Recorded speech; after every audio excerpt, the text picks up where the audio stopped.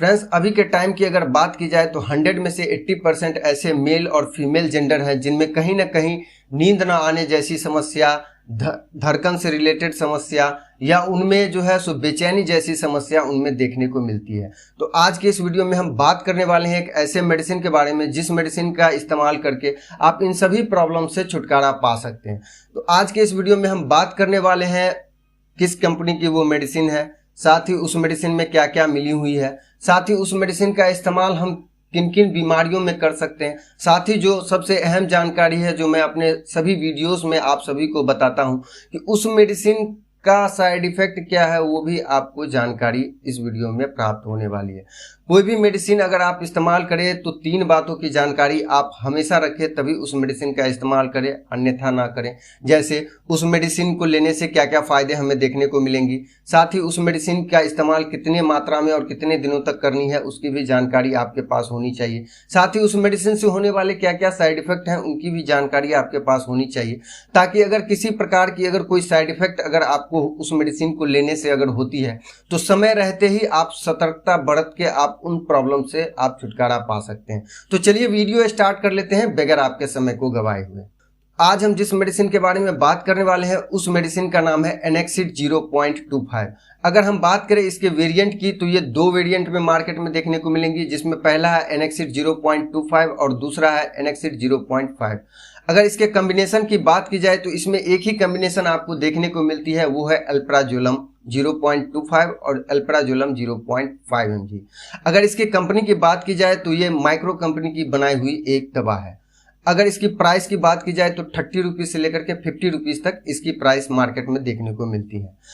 वहीं पे अगर इसे बाय करने की बात की जाए तो इसे आप सिर्फ डॉक्टर के प्रिस्क्रिप्शन पे ही खरीद सकते हैं, या अगर कोई आपके अगर जानने वाले या पहचानने वाले हैं वो आपको अगर ये मेडिसिन दे देती है वो अलग बात है। बट इस मेडिसिन की गाइडलाइन की अगर बात की जाए तो ये सिर्फ डॉक्टर के प्रिस्क्रिप्शन पे ही प्राप्त की जा सकती है। अब हम बात कर लेते हैं इस मेडिसिन का इस्तेमाल किन किन बीमारियों में की जाती है। तो जनरली इस मेडिसिन का इस्तेमाल अगर आपको नींद नहीं आ रही है उस पीरियड में आप इस मेडिसिन का इस्तेमाल कर सकते हैं। दूसरी, अगर आपको धड़कन तेज हो जा रही है, आपको डर जैसा फील हो रहा है, उस पीरियड में आप इस मेडिसिन का इस्तेमाल कर सकते हैं। साथ ही अगर आप किसी प्रकार के अगर डिप्रेशन में हैं जिसके कारण आप लंबे समय से आप सो नहीं पा रहे हैं, उस पीरियड में आप इस मेडिसिन का इस्तेमाल कर सकते हैं।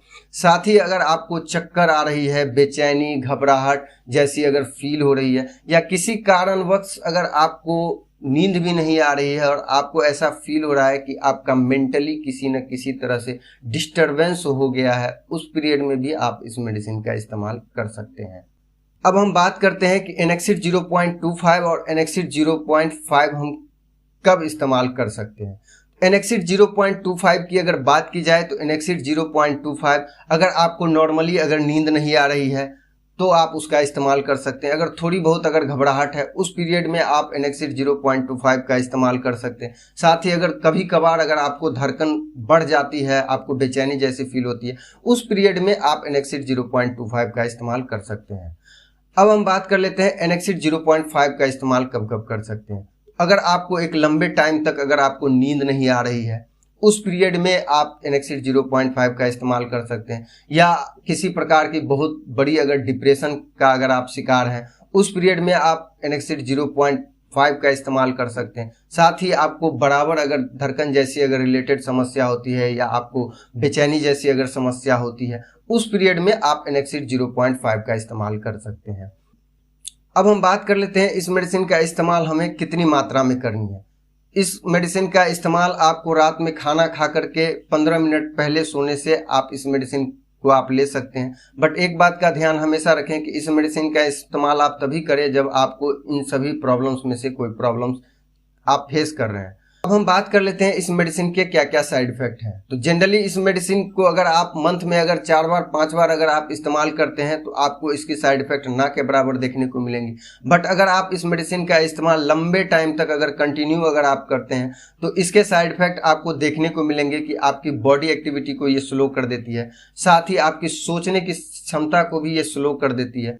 साथ ही इसका इस्तेमाल लंबे टाइम तक करने से आपको चक्कर जैसी समस्याएं आपको देखने को मिल सकती है। तो उम्मीद करता हूं हमारे द्वारा दी गई जानकारी और अपने सूझबूझ के आधार पर आप इस मेडिसिन का इस्तेमाल अच्छे से अच्छे तरीके से करके आपका जो भी समस्या है उससे आप छुटकारा पा सकते हैं। तो उम्मीद करता हूं ये वीडियो आपको पसंद आई होगी। अगर ये वीडियो पसंद आई है तो वीडियो को लाइक कीजिए। अभी तक आपने चैनल को सब्सक्राइब नहीं किया है तो प्लीज चैनल को सब्सक्राइब कर लीजिए और साथ ही नोटिफिकेशन बेल को भी दबा दीजिए हमारे इसी तरह के न्यू अपडेट के लिए। तो मिलते हैं एक नई वीडियो में एक नए टॉपिक के साथ।